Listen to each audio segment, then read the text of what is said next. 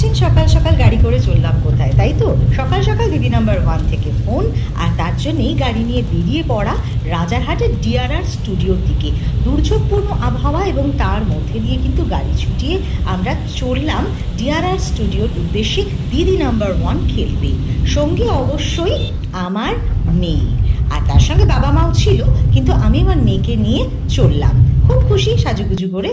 একেবারে আমরা পৌঁছে গেলাম রাজারহাটের ডিআরআর স্টুডিওতে, এবং এইখানটাতে দেখুন পুরো দিদি নাম্বার 1, দাদাগিরি, জি বাংলার যাবতীয় সমস্ত অনুষ্ঠানের শুটিং কিন্তু, মানে বড় বড় গেম শোগুলোর শুটিং কিন্তু এখানেই হয়। এখান দিয়ে সোজা আমরা প্রবেশ করব দিদি নাম্বার 1-এর ফ্লোরে। কিন্তু ফ্লোরে যাবার আগে অনেক কাজ থাকে, সেগুলো আগে সারতে হবে। একটা ইউনিটে কত মানুষ কাজ করে, এই যে দেখুন প্রত্যেকেই কিন্তু যে যার কাজে ব্যস্ত, সবাই সবার দায়িত্ব গুছিয়ে করছে এবং ভীষণ অর্গানাইজড হয়েছে। এই দরজা খুললেই কিন্তু আমরা পৌঁছে যাব দিদি নাম্বার 1-এর স্টুডিওতে।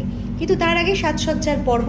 এই যে মহাশয়, তিনি কিন্তু আমাকে সাজিয়ে দিলেন দিদি নাম্বার 1-এ গেম খেলবার জন্য।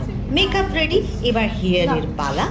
খুব নর্মাল একটা লুক কিন্তু আমাকে দেওয়া হয়েছিল, এবং এইভাবে একেবারে ঘরোয়া সাজে, যদিও হেয়ারস্টাইলে আমি সন্তুষ্ট নই। এরপরে আমরা একেবারে ফ্লোরে প্রবেশ করলাম। মানে মঞ্চটা খুব সুন্দর করে সাজানো, গেমসগুলো আপনারা দেখতে পাচ্ছেন, আর লেখা দিদির মঞ্চে কিন্তু আমরা রয়েছি, দিদি নাম্বার 1 খেলবে।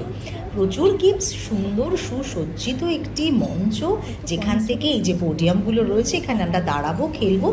খেলা, তার ফাঁকে একটু বিরতি, এভাবেই কিন্তু আমাদের পর্বটা চললো। বেশ ভালোভাবে আমরা এনজয় করলাম। চতুর্দিকটা আলো দিয়ে সুসজ্জিত, প্রচুর মানুষ এই ইউনিটের পেছনে কাজ করছেন, খুব অর্গানাইজড ওয়েতে কাজ করছেন। অনুষ্ঠানটি আপনারা দেখবেন 1 জুন ঠিক